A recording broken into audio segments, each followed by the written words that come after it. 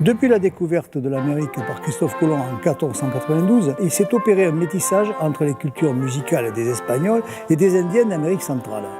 En arrivant en Nouvelle-Espagne en 1519, Hernán Cortés apporte dans ses galions des ministriles espagnols et leurs instruments principalement à vent, cornets, chalmis, sac-bout, douciennes, qui vont s'intégrer sans complexe aux instruments autochtones, percussions, flûte, guitare, harpe.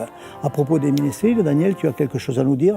Oui, rien de nouveau, mais on connaît bien les ministriles et ce sont des groupes très en vogue à l'époque qui étaient utilisés dans les cathédrales, ils accompagnaient les chœurs, ils étaient assez polyvalents. On croit que c'était des gens qui étaient amis, mais je vais vous lire un extrait d'une lettre qui a été écrite en 1544 par l'évêque du Honduras, qui relate une campagne d'Hernán Cortés qui tourne au désastre. Il avait entrepris de partir du Mexique pour rejoindre les troupes qui étaient basées au Honduras et notamment dans le voyage, la faim aidant, il n'y avait plus de quartier en ce qui concernait les musiciens.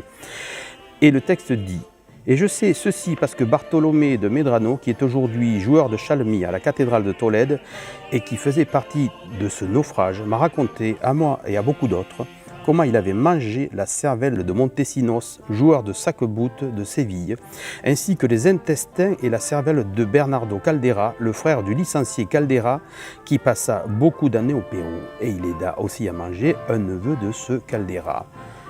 Cela voulait dire qu'à l'époque, on est sûr en tout cas que les joueurs de sac-bout avaient une cervelle. Ce qui a bien changé aujourd'hui. C'est votre dernier mot, Jean-Pierre ? C'est mon dernier mot.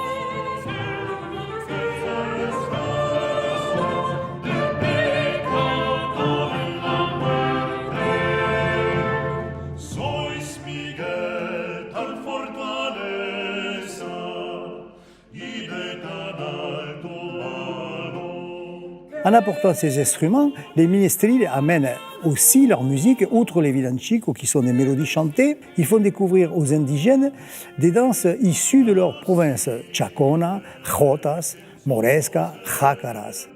En retour, ils sont émerveillés par les airs et les danses des musiciens indiens, guaracha, negria, mestizos, chacareras.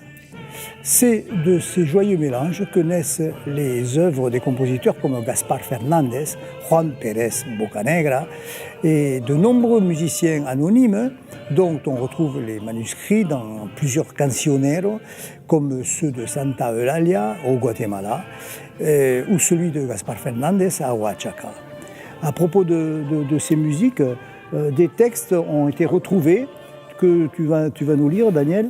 Juan de Torquemada explique en 1615 que lorsque les compositions furent montrées à de savants musiciens espagnols, ceux-ci affirmèrent qu'elles étaient d'excellente facture et qu'elles ne pouvaient avoir été composées par des Indiens.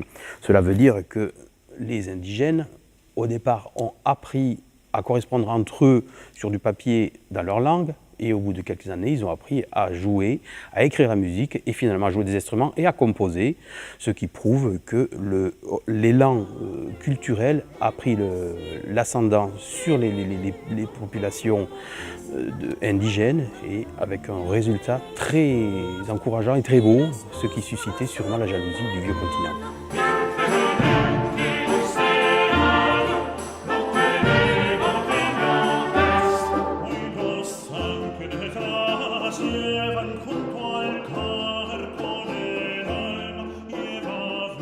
Ce voyage musical en Nouvelle-Espagne nous tenait à cœur pour montrer que nos instruments de prédilection des sac-boutiers, le cornet, la sac-boute, la chalmi et le basson, ont fait le tour du monde depuis le XVIe et le XVIIe siècle.